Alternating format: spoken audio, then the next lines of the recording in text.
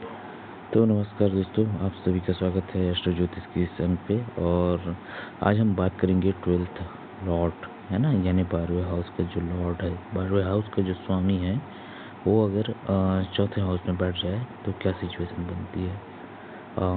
ये एक अच्छा भी और बहुत बुरा भी सिचुएशन हमको इसमें देखने को मिलता है। 12वां हाउस जो होता है ना, हमारे खर्चों का होता है, व्यय का होता है, हानि का होता है। ठीक है, आप सभी जानते हैं कि हमको नुकसान कहाँ से होना है। यह सब चीज़ें आपको 12th हाउस उसके लॉर्ड से देखने को मिल जाती है। ठीक है, जैसे अगर 12th हाउस में मंगल चला गया तो तुमको प्रॉपर्टी का लॉस हो सकता है ना। 12th हाउस में आपका चंद्रमा बैठ गया तो आपके मन, है ना, बेचैन रहेंगे, मन में उदासीनता रहेगी, इस तरीके से चीज़ें चलती रहती है। ठीक है, तो अगर इसी दौरान कि जो 12th हाउस का लॉर्ड जो है 4th हाउस में बैठ जाए।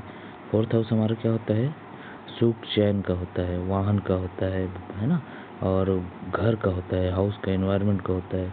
और आपका व्यय मतलब जो है ना खर्चे हैं, उसका स्वामी 4th में अगर आ जाए तो घर बनाने में, घर के सामंजस्य रखने में, सजावटी चीज़ों पे, घर के मेंटेनेंस पे बहुत ज़्यादा खर्चे होते हैं, बहुत बोझिल, है ना। अचानक से अचानक खर्चे आएंगे, रेंट बहुत देना पड़ जाता है। कई बार रेंट में घर लोगे तो बड़ा इशूज़ हो जाते हैं यहाँ, है ना। 12th का लॉर्ड अगर 4th पे बैठ जाए तो ऐसे लोगों को रेंट वाली घर नहीं परचेज़ करनी चाहिए।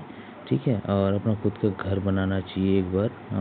इसमें थोड़ा सा भले पैसा लगेगा, बट रेंट में बहुत ज़्यादा आपको डिफ़िकल्टीज आएंगी, है ना। 12th का लॉर्ड अगर 4th पे बैठ गया तो।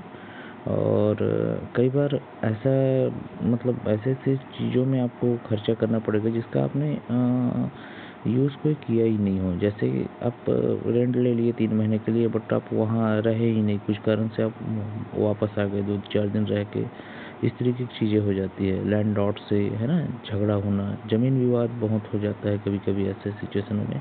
और सबसे अच्छी चीज़ ये है कि ये 12th का लॉर्ड अगर 4th पे हो तो तुम्हारा जन्म स्थान से दूर सेटलमेंट होता है ना। तो वहाँ आप प्रॉपर्टी वगैरह खरीदेंगे तो ज़्यादा इश्यूज़ नहीं होंगे।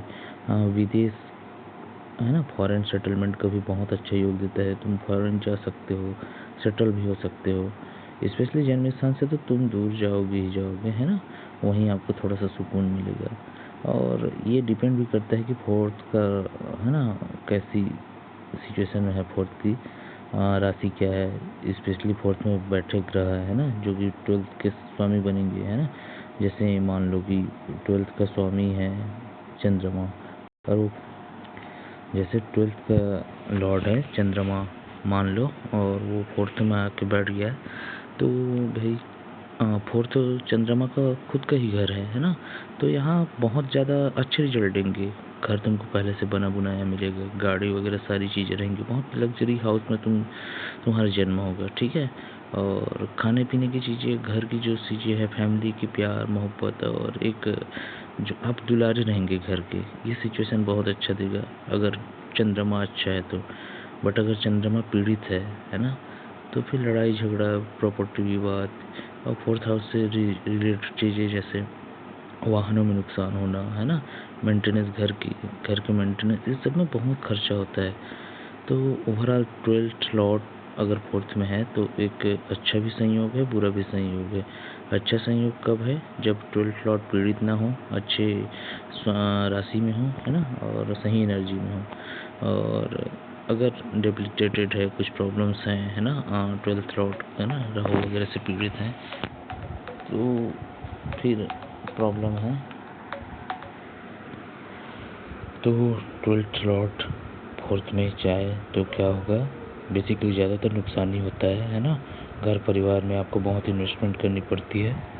बट अगर दोनों को आप अच्छा बना ले, है ना, इनके कारक के कारण और स्वामियों के रूप में, देन आपको कुछ चीज़ें अच्छी हो जाएंगी।